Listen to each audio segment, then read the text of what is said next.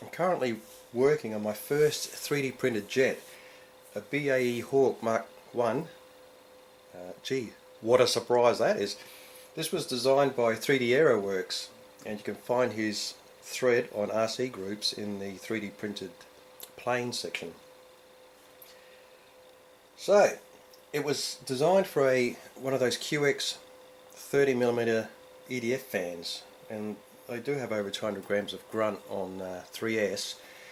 3D Aeroworks' maiden showed that it flied quite nicely, but as usual everybody wants a bit more poke out of their jets. So knowing that I'd probably do exactly that, upgrade the power system, I thought, look, I'll just do it from the onset. So I've printed all my parts and I'm just about to glue them all together, but before I do I thought I'll just show you what I did do, because once it's glued together there's no coming back from it. So I had one of my 40mm EDF fans.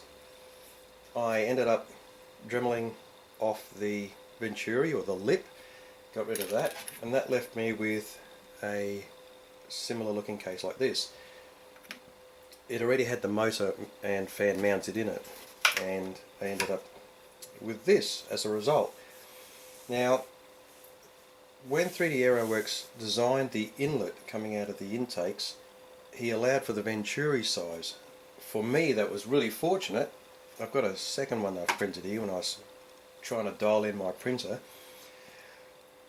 The inlet for the fan happens to be almost exactly the same size as the 40mm fan.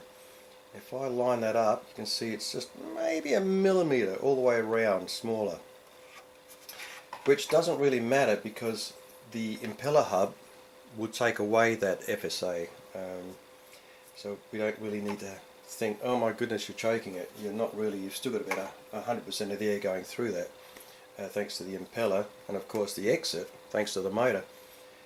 So I tacked that in with CA and then went all around the motor and sealed it with hot glue. So it's not the flashiest looking job, but it is internal and that is not coming off. In the meantime, in Fuse 5 I had to design a little adapter from 40mm down to 30mm to match the exit tube. I've still got to stand that a bit smooth. I can feel that's just a bit smaller because I made this fairly fat. I then CA'd it all around and a bit of hot glue to make sure it stayed in place. And with these two parts, it was designed so that it had a removable EDF hatch, and this is the front and the back. These two halves join together and you screw it into the fuselage there, so you get access to the motor.